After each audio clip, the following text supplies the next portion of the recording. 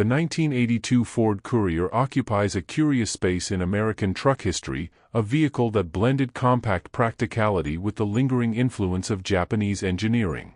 Built during a transitional period when consumers wanted trucks that were smaller, more fuel-efficient, and easier to maneuver than the full-size offerings from Detroit, the Courier attempted to fill a niche that had only begun to take shape.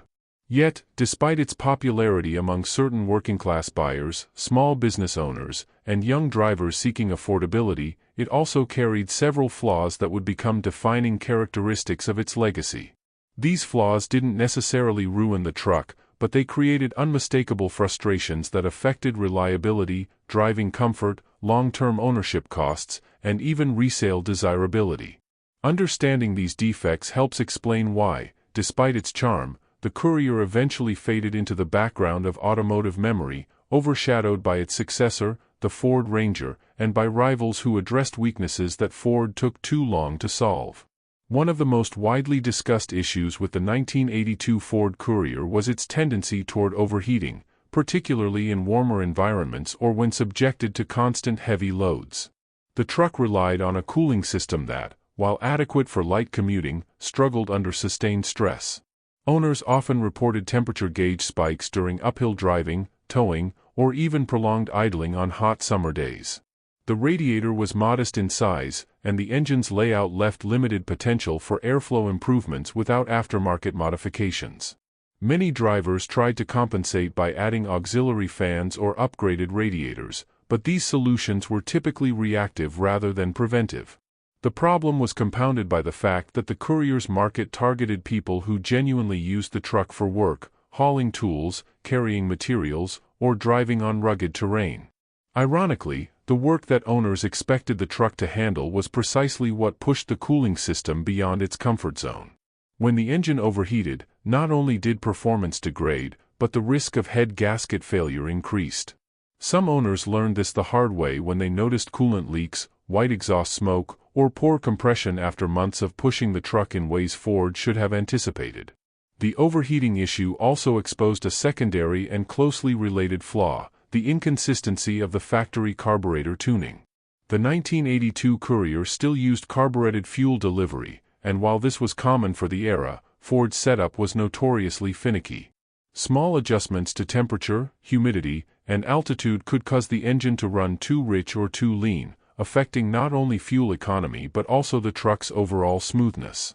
Many buyers encountered hard starts on cold mornings, stumbling acceleration, and occasional stalling at stoplights.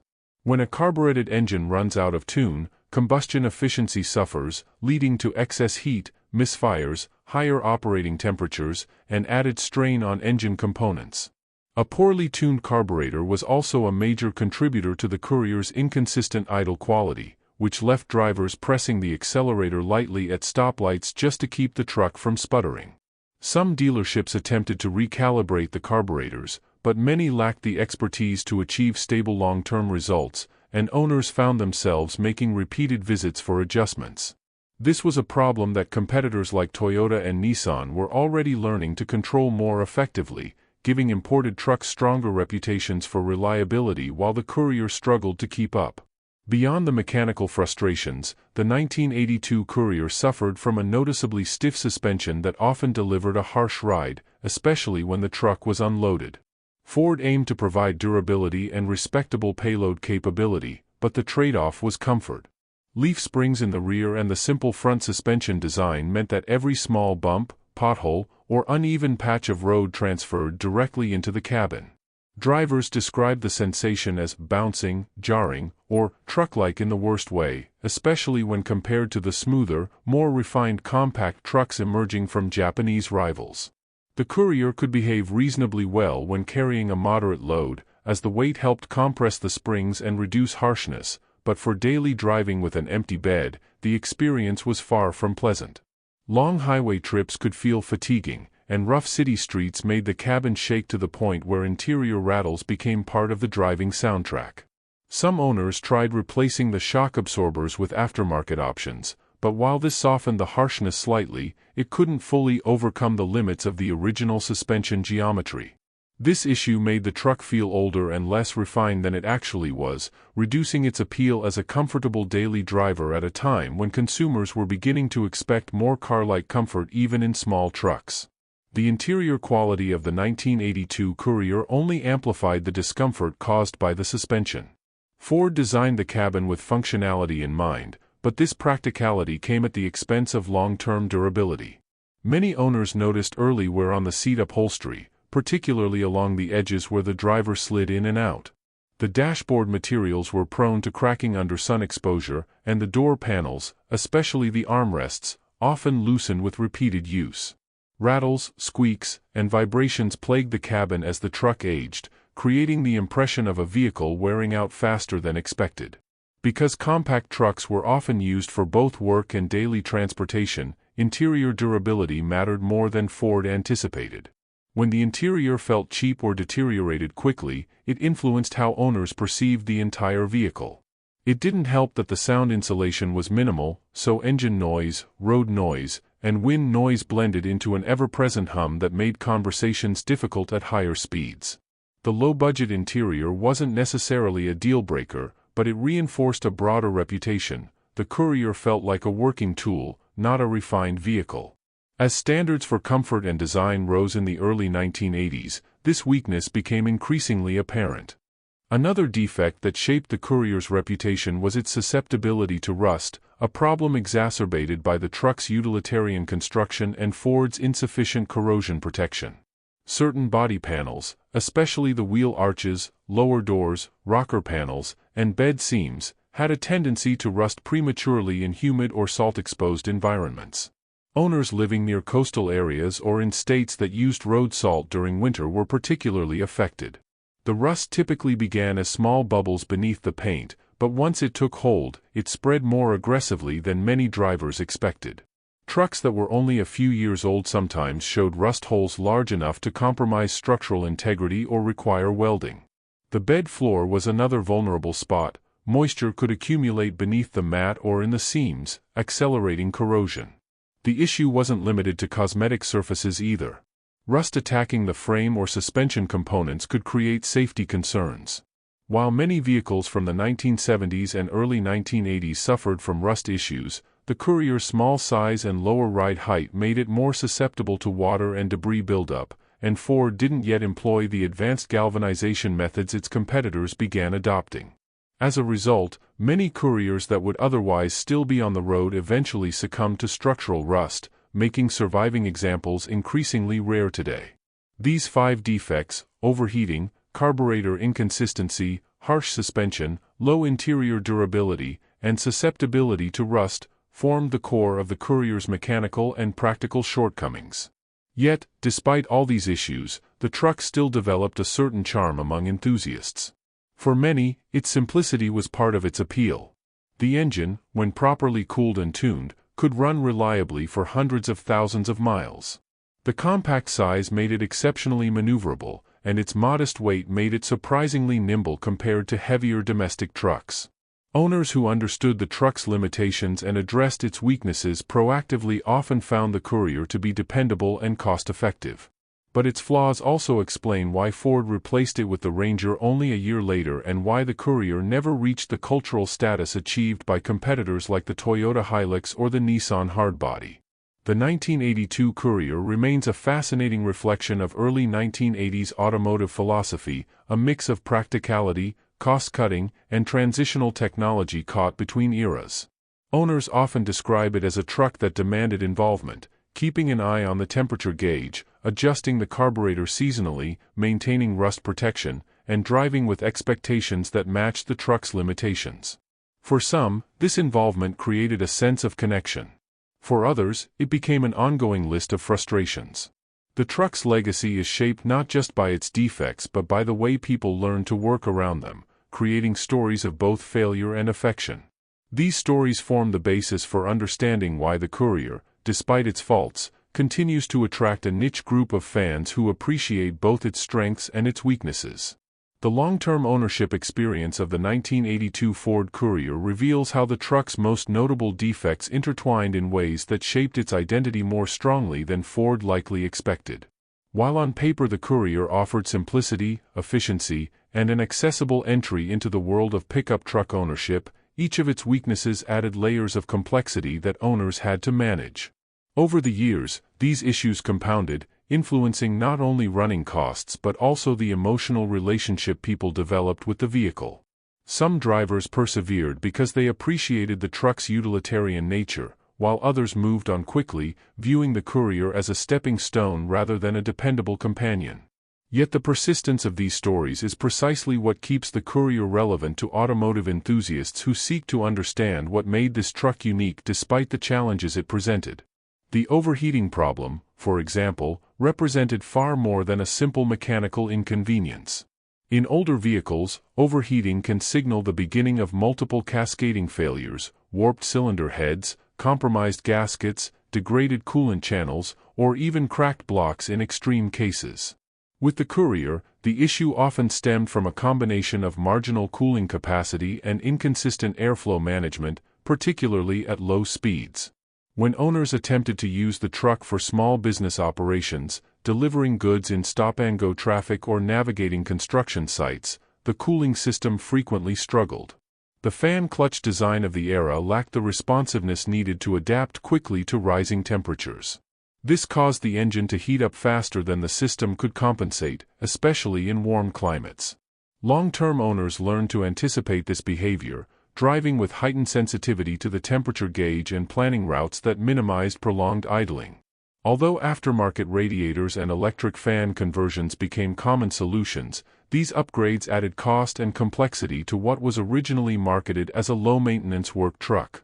The irony was not lost on owners. The truck meant to simplify their lives often required mechanical vigilance that felt excessive for its size and power.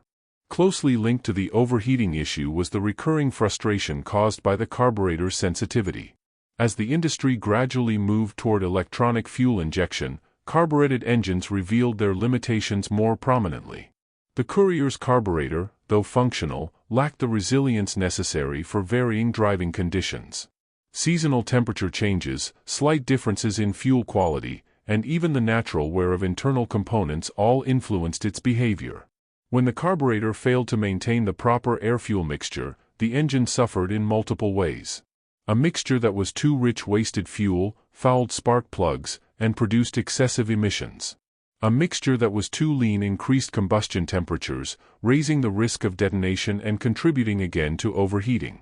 For inexperienced owners, diagnosing the problem could be difficult, leading to cycles of trial-and-error adjustments that never fully solved the issue. Experienced mechanics could achieve reliable tuning, but not all owners had access to professionals familiar with the Courier's quirks. Over the years, many enthusiasts retrofitted the truck with Weber carburetors, which improved reliability and responsiveness, but these modifications emerged as grassroots solutions rather than manufacturer-supported improvements. They highlight how dedicated owners effectively engineered their way around one of the truck's most persistent defects. The harshness of the Courier's suspension further complicated its reputation, particularly among drivers who expected compact trucks to offer a balanced blend of capability and comfort. The early 1980s marked a period when consumers increasingly wanted vehicles that could function both as work tools and daily transportation. Unfortunately, the Courier's suspension design leaned heavily toward durability at the expense of refinement. The leaf springs, chosen for their strength and low cost, worked well under load but provided little comfort when driving without cargo. The truck's light rear end made it easy for bumps, cracks, and uneven pavement to unsettle the chassis, sending vibrations directly into the cabin. Drivers reported that even minor imperfections in the road felt amplified behind the wheel, creating fatigue during longer commutes. While trucks of the era generally lacked the sophistication of modern suspension systems, the Courier felt particularly unpolished compared to its competitors. Toyota and Nissan introduced compact pickups with more compliant suspension setups that better absorbed road imperfections, earning reputations for daily drivability. The Courier, by contrast, often felt like a machine that demanded physical tolerance from the driver. This characteristic limited the truck's appeal to buyers who wanted versatility rather than a pure work-oriented vehicle. Inside the cabin, Ford's cost-saving measures created an environment that aged poorly under real-world use. The interior materials, though adequate when the truck was new, lacked the durability needed for vehicles that often served as mobile workshops. Sun exposure caused dashboards to crack, the vinyl seats deteriorated quickly, and plastic components became brittle with age. The lack of sound insulation deepened the impression of a cheap, unfinished interior. At highway speeds, wind noise penetrated the cabin through door seals that were thin and prone to drying out. Engine noise blended with road vibration, creating an acoustic environment that could be overwhelming on longer drives. This gave the Courier an old-fashioned character even within a few years of ownership, making it feel dated compared to emerging competitors that offered more comfortable, car-like cabins. Rattles and squeaks developed as early as the second or third year of use, particularly in trucks driven on unpaved roads or used for construction work. These noises reinforced the perception that the interior was not built to withstand the everyday demands of truck ownership. While enthusiasts sometimes romanticize the simplicity of older vehicles, the Courier's cabin left many owners wishing for just a bit more attention to detail from Ford. Rust, the Courier's most destructive defect, ultimately determined the fate of many trucks that otherwise could have remained operational for decades. Corrosion often began in subtle ways, such as paint bubbling or small patches of discoloration near the wheel wells. Once rust penetrated the metal, it spread quickly, especially in regions where road salt was common. Moisture became trapped in seams and crevices that lacked adequate drainage, accelerating deterioration. Many owners attempted to combat rust by applying undercoating or patching affected areas, but these efforts often came too late. The structural integrity of the frame could become compromised, leading to safety concerns and costly repairs. Some drivers opted to retire their trucks entirely, not because the engine or transmission failed, but because the frame or body panels could no longer support safe operation. The persistence of rust issues, even in relatively mild climates, indicates that Ford underestimated the need for robust corrosion protection in small trucks. This oversight allowed competitors to gain a significant advantage by offering vehicles that resisted rust more effectively, increasing their longevity and resale value. Despite these flaws, the Courier still managed to leave a lasting impression on the automotive world. Enthusiasts today recognize that the truck's defects, while frustrating, do not define its entire story. Many appreciate the Courier for its mechanical simplicity, which makes it easier to repair and modify than more complex modern vehicles. The truck's compact dimensions make it ideal for navigating tight spaces, and its lightweight body contributes to surprisingly agile handling.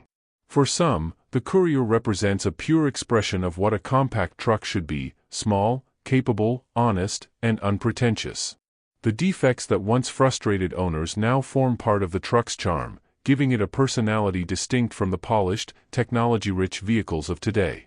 Vintage truck enthusiasts embrace the Courier as a symbol of a transitional era in American automotive history, when manufacturers experimented with design philosophies that combined domestic branding with international engineering influences. The truck's legacy also benefits from the close-knit community that has formed around it.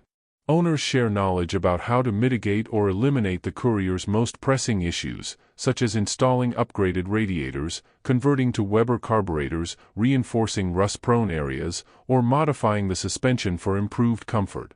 These efforts demonstrate how enthusiast communities can extend the life of vehicles long after manufacturers stop supporting them.